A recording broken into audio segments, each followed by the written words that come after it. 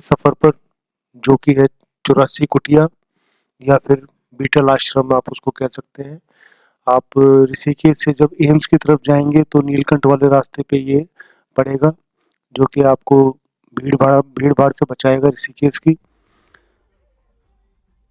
बाकी एक इसका और रास्ता भी है, जो बाईपास, ऋषिकेश बाईपास से होके जब आप ब्यासी की तरफ जाएंगे तो रास्ते में जब नीलकंठ की तरफ आप जाते हैं तो लेफ्ट हैंड साइड में नीलकंठ हो जाता है और राइट हैंड साइड में आपका ये आश्रम का रास्ता निकल जाता है। ये भी एक रास्ता है जहाँ से भी आप भीड़ भाड़ से बच सकते हैं। रास्ते बड़े नैरो हैं लेकिन दृश्य बहुत अच्छे हैं, उनमें कोई कमी नहीं है। 84 कुटिया हम पहुंच गए हैं। अब 84 कुटिया जो है ये इसकी रेट लिस्ट है जी। 150 रुपये की इसकी पर्ची कटती है, फॉरेनर के लिए 600 की है, बाकी स्टूडेंट्स की अलग है। और ये पर्ची काट के इस तरीके की कुछ पर्ची मिलती है आपको, और ये पर्ची जब आप विजिट कर ख़त्म कर देते हैं तो आपको ये जमा करनी पड़ती है। इंस्ट्रक्शंस लिखे हुए हैं कि भी हम व्हाट्स डूज एंड डोंट्स लिखे हैं यहाँ पे। ये रास्ता सीधा जा रहा है, ये राजा जी नेशनल पार्क का ही एक हिस्सा है, तो उसी हिसाब से इसको जो है ना सिक्योरिटी दी गई है। ये रास्ता जो जा रहा है, ये रास्ता जा रहा है राजा जी नेशनल पार्क की तरफ, जहाँ के जाना बैन है, यहाँ पे अलाउड नहीं है जाना, क्योंकि यहाँ पे काफ़ी कुछ खतरनाक जानवर वगैरह आपको मिल सकते हैं। ये शुरू में ही डोम्स है, ये डोम्स जो हैं ये 2 मंजिले डोम्स हैं। इसके बीच में सीढ़ियाँ भी हैं, आप नीचे जाके साधना भी कर सकते हैं, ऊपर बैठ के भी साधना कर सकते हैं। और जहाँ तक मेरा ये मानना है कि ये जो है ये एक ही आदमी के लिए रहे होंगे, क्योंकि 2 आदमी अगर साधना करेंगे तो फिर आवाज़ का आदान प्रदान हो जाएगा, तो इसीलिए मेरा ऐसा मानना है कि सिंगल आदमी के लिए ही रहे होंगे। लेकिन वहाँ कोई बताने वाला नहीं था, बस कयास ही लगाए जा सकते हैं कि भी क्या रहा होगा, कैसे रहा होगा। ये नीचे से ऊपर जाने की सीढ़ियाँ हैं। कि असल में ये जो डोम्स हैं, ये डोम्स मैंने सोचा कि यही 84 कुटिया है, और ये जब मैंने इनकी काउंटिंग की तो ये तो 84 क्या, ये तो 125 से भी आगे निकल गई थी, 125 से भी ज़्यादा ही बनी हुई है। तो जो असली जो 84 कुटिया है वे मैं आपको आगे दिखाऊंगा, क्योंकि भक्तगण ज़्यादा हो गए होंगे। सन 75 में ये बनाई गई थी, सन 75 में 1975 में ये बनाई गई थी, और आश्रम बना था 1961 में। तो भारी डिमांड के ऊपर ये शायद बनाई गई थी। बाकी जो असली 84 कुटिया है जिसके नाम पे ये जिसके आश्रम है वो ये है जी। ये 3 मंजिली हैं, ये 2 बिल्डिंगें हैं पूरी, एक आगे एक पीछे, पैरेलल हैं दोनों। तो ये 84 कुटिया हैं असली, जो कि शुरू में बनी थी। महर्षि महेश योगी जी जिन्होंने ये आश्रम बनाया था, अब इन्होंने ध्यान की एक नई प्रक्रिया शुरू की थी उस टाइम, और उसको फेमस करने के लिए ये संसार में जगह जगह अपने प्रवचन रखते थे। तो इसी सिलसिले में ये एक बार लंदन गए थे, और वहाँ पे जब ये प्रवचन दे रहे थे तो इनकी एक शिष्या बन गई थी जिसका नाम था पैटी हैरिसन, जो कि the Beatle famous band the Beatle के एक सिंगर जॉर्ज हैरिसन की वाइफ थी। अब आपको बीटल बैंड के बारे में कुछ बताता हूँ।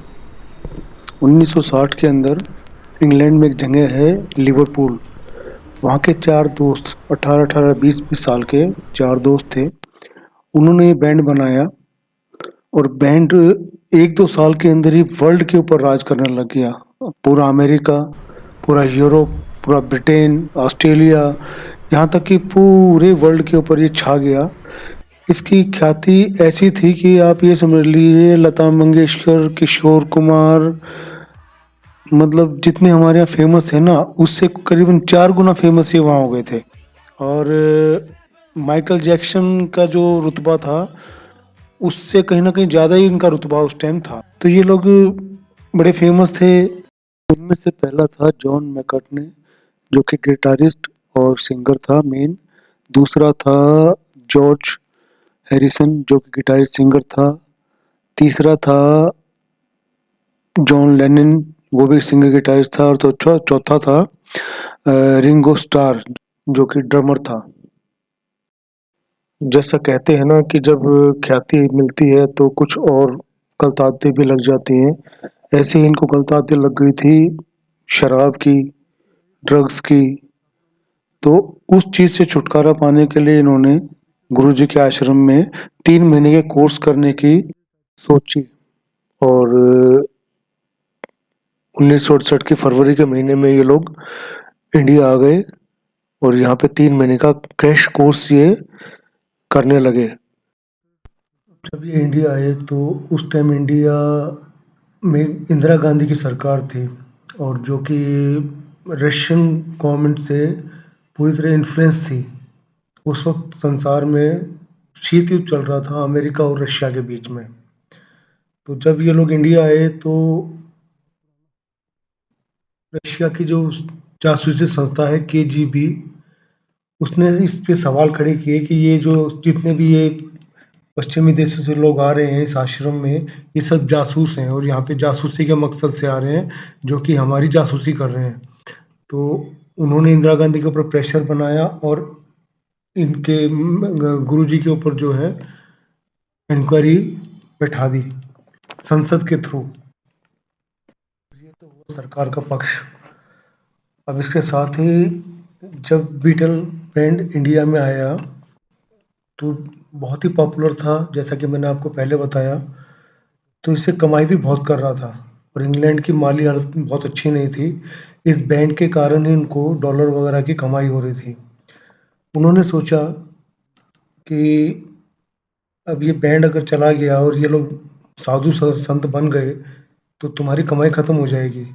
तो उन्होंने साजिश रची और साजिश के तहत आश्रम के अंदर अपने जासूस भेजे कि भाई कैसे न कैसे करके इन बीटल वालों को आप वापस इंग्लैंड में लेके आइए, ये तो हमारे कमाऊ पूत हैं। तो उन्होंने वहाँ पे आश्रम के अंदर जाके, जैसा कि अंग्रेज हमेशा करते हैं, उन्होंने अफवाह फैला दी कि भाई जो गुरुजी हैं इनको हमने, एक अभिनेत्री थी छोटी सी कोई उस टाइम वहाँ पे साधना सीखने आई थी, मिया फैरो करके, उसके साथ आलिंगन होते हुए देखा है, जो कि बिल्कुल झूठ था। और दो चार ऐसी झूठ और फैला दिए। दूसरी तरफ जो बीटर वाले चार मस्खरे थे, इनका भी यहाँ पे कुछ मन लग नहीं रहा था, क्योंकि पाश्चात्य शैली में पढ़े लिखे और वहाँ के रहने वाले यहाँ आश्रम में आके इनको ना तो नॉनवेज मिल रहा था, ना यहाँ अलाउड था, ना ही कोई शराब की यहाँ को अनुमति थी। तो ये लोग एक किस्म से अपने आप को बड़ा बंधा हुआ महसूस कर रहे थे। खाने में भी घिया की सब्जी और चने की दाल मिलती थी। तो इनका भी मन एक किस्म से यहाँ से भर चुका था और ये भी जाने का कोई ना कोई बहाना ढूंढ रहे थे। इसमें से पहले नंबर पे था पॉल मैकर्टने और दूसरे पे था रिंगो स्टार। तो ये दोनों पहले यहाँ से निकले। जब ये अफवाह फैली तो ये यहाँ से निकल के अपने वापस अपने देश चले गए। पीछे पीछे फिर जॉन लेनिन और हैरिसन आ गए। उन्होंने गुरु जी की लंका लगाने में कोई कमी नहीं छोड़ी। लेकिन वो कहते हैं ना कि सच कभी मर नहीं सकता। गुरु जी ने तो फिर 2-3 साल के संघर्ष के बाद अपना वही वो मुकाम फिर से पा लिया और देश विदेशों में उन्होंने अपने आश्रम और यूनिवर्सिटीज़ खोली। दूसरी तरफ जब ये बैंड यहाँ से इंडिया से वापस चला गया तो 1 साल के बाद ही 1969 में ही ये टूट गया। ये सारे चारों के चार बिखर गए इन, और ये बैंड टूट गया और ख़त्म हो गया। तो झूठ कभी भी ज़्यादा दिन चल नहीं पाता है, ये इस चीज़ ने सिद्ध कर दिया। महर्षि महेश योगी जी की जो पूरे संसार में जो टोटल संपत्ति है वो करीबन करीबन 2 लाख करोड़ की है। चूंकि महर्षि पाल ब्रह्मचारी थे, उन्होंने शादी नहीं की थी, तो उन्होंने अपनी सारी प्रॉपर्टी चैरिटेबल ट्रस्ट के नाम कर दी और जो आज भी संसार में यूनिवर्सिटी के तौर पे वो साधना सिखा रहे हैं सबको। जब ये जो आप खंडर देख रहे हैं ना, ये खंडर राजनीति के सिरे चढ़ गए थे।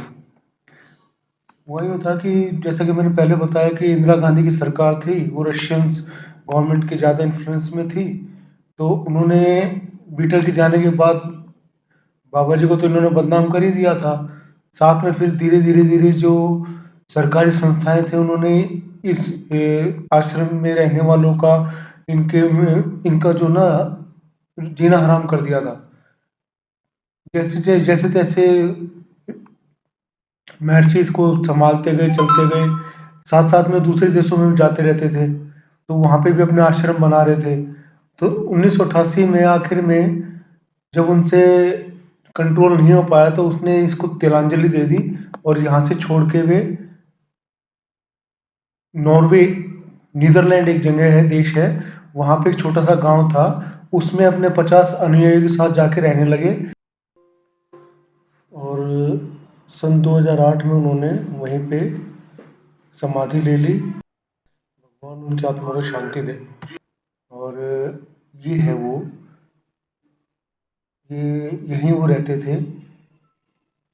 ये आज की हालत ये इसकी ये है और पहले ये ऐसा हुआ करता था। तो यहाँ पे सीआईएसएफ वाले की ड्यूटी लगी रहती है। ये पूरे आश्रम के चारों तरफ एक ये पगडंडी है जो कि विचरण के लिए रही होगी, टहलने के लिए। ये अब हम आ गए हैं बिल्कुल टॉप पे, जो 84 कुटिया के टॉप पे आ गए हैं हम। ये जो आपको ऋषिकेश का पूरा नज़ारा 360 एंगल का व्यू दिखाई देता है यहाँ से। ये जो आपको डोम दिखाई दे रहा है, ये असल में साधना के लिए बनाए गए थे, लेकिन ये डोम भी है और साथ में ये पानी का टैंक भी है। ये आधे में डोम है जहाँ ये भाई साहब बैठे हुए हैं, तो ये लेंटर आपको दिख रहा है, इसके ऊपर पानी का डोम, पानी का स्रोत है जो कि बिल्डिंग में पानी सप्लाई करते थे। वाटर टैंक कह सकते हैं आप इसको। यहाँ पे ये सारे नक्काशी की हुई है, चित्रकारी की हुई है, कहीं कुछ बना रखा है, कहीं कुछ बना रखा है। तो कलाकार लोग थे तो कला को ही बिखेरेंगे।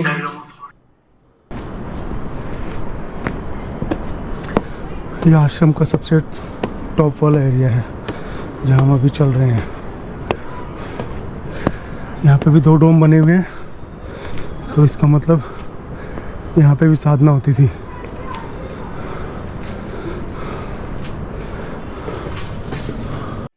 तो जनाब, ये सच्चाई है इस बीटल आश्रम की, कड़वी सच्चाई। बाहर से कुछ होता है, अंदर कुछ और होता है। मुझे तो मोहम्मद रफ़ी साहब का एक गाया हुआ गाना है, शायद आपने भी सुना हो, गुबार देखते रहे। उसमें एक कली है, वो कली इसके ऊपर बिल्कुल स्टिक बैठती है। आप सुनिए और एंजॉय कीजिए और मेरे चैनल को लाइक कीजिए, सब्सक्राइब कीजिए, ताकि फिर आगे भी मैं ऐसे ज्ञानवर्धक व्लॉग्स बनाता रहूं और आपको